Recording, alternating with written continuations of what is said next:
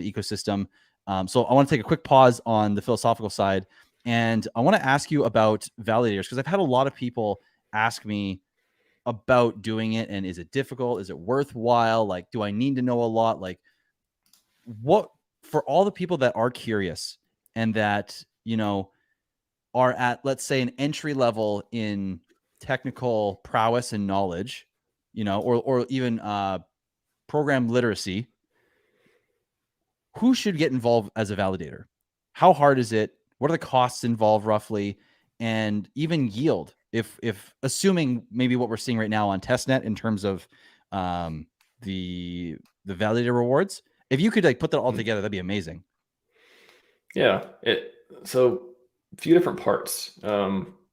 Tackle the first one of should you be a validator? It's a question. I think it's a very good question. It's something that a lot of people are asking themselves, where they get halfway through and they say, "Oh, should I be a validator?" Once they get into it, so I think I would set expectations. So it's different today than what it will be in the future.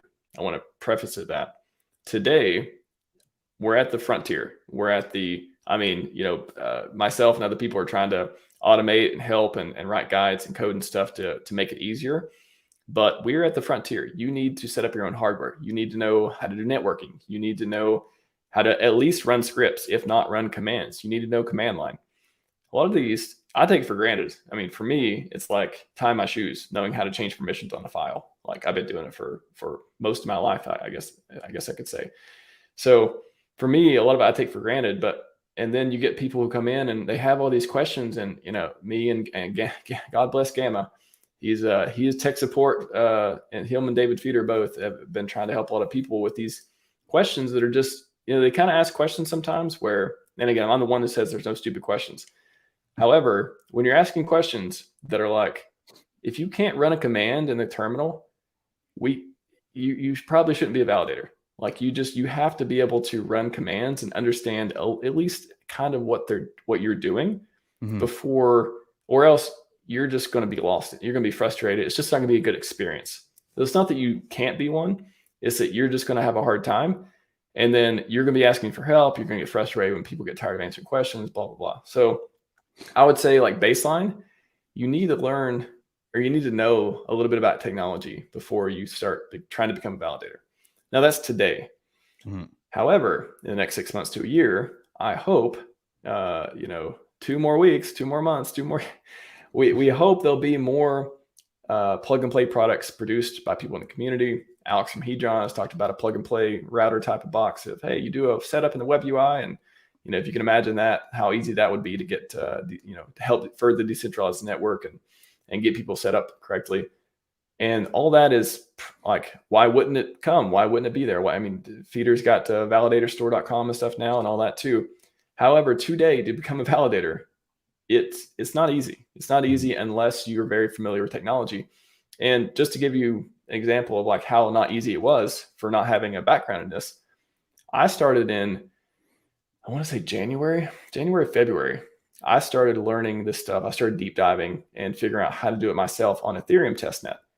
And I was very frustrated. I was like, how is this stuff doesn't make sense? How does this work? Oh my gosh, there's so many moving parts. All this different things. It took me, someone who's been in tech professionally, who's very good at computering, if I might say so myself, it took me a long time to wrap my head around how this stuff works and able to come up with the commands and learn from other people and write code that automates it. So if you're not at least vaguely familiar how to use command line, how to use Linux, networking, stuff like that, it's going to be a struggle. So if you're prepared for that struggle and you want to take it head on and you want to put in the time and energy, then maybe it's for you. However, if you're not, then just know what you're getting into beforehand. Don't rely on other people, to be around to ask questions and stuff, unless you want to pay for some consulting, which I don't do, but I think Feeder and Gamma both do that. So get ready to take some classes or class yourself, educate yourself, because it's not easy. So it sounds like the less you know, the more you pay, because you need to either pay for someone's time to coach you through it, or if you don't know, if you don't necessarily need to coach you through it because you have like a script or something that you could plug and play, you'll probably need some kind of support for if something goes wrong in the future, because you won't have any idea how to cover it on top of the hardware and everything else. Yeah. So it's, I'll just if I'm share my screen, and this is what and I'll put this in private chat just in case, and you can post it. I assume that I can't post it, so I'll just let you post it.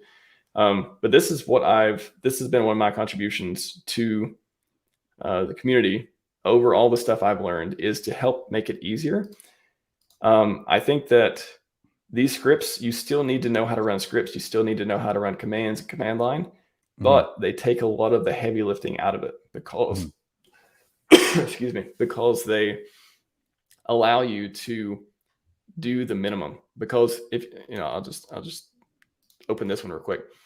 So, and a lot of this is like extra script stuff too, but if you had to type in all these commands and make sure they were correct yourself, it would be a lot of work and you'd need to have a lot of knowledge to even get through it. However, if you can run a script, and honestly, I don't believe that you need to know exactly how every piece works. Like, I don't think, I think there's some mindset too that's like, oh, you need to type in the commands manually to understand how this stuff works. And I'm like, well, like, that's like saying, and it's not exactly the same, but the parallel is like, well, you don't need a web browser. You just need to like run the HTTP protocol commands yourself, so you'll know how websites work. It's like, I think code is fine. I don't know. Of course, you're not gonna, if you do the commands, each one by yourself, you're gonna learn more. But are you trying to learn what each command does and the nuance, or are you trying to get your validator set up? For me, right, I want to get my validator set up, and if I have problems, then we can kind of figure out what the commands do and stuff like that. So that's what I've tried to do here. I've tried to automate, I say just estimated 85% of the process of being a validator. You run really one script. You only have to run one script, and that's the setup script. And then you just do your staking deposit, and I have guidance on all that stuff. The README has grown so much. The wiki, I could affectionately refer to it has grown so much that I literally had to put a table of contents because there's so many sections now. But basically, you just run that script, and then you go to after running the script, and then you do your deposit on a different machine. I got all the commands. You do those manually. So it's not 100% manual. It's 85% estimated. And then you do your deposits and you click some buttons on the web UI and go through that. But I think had my code and other people's code, Gamma scripts, David Feeder scripts, all this stuff, a lot of people in the community, TDS Lanes also wrote some scripts on it. Had these done exist, people would just be in Telegram, just like going back and forth forever on the same questions, which that's what I'm trying to avoid. That's like one of my things too, is like, I want to automate information if possible too. So instead of like you needing one-on-one tech support to set up a validator, as much as possible, if we can document the process and we can provide you /easy scripts that just, you put in the right parameters and it does most of it for you. That's gonna literally save human consciousness. It's gonna save time, frustration. I think it's helping people. I think that's what code does. Code, it's like technology. What's the definition of technology? You do more with less. What's the definition of code? Is like you waste less time, I guess. Like you've already did all the manual stuff through writing it down.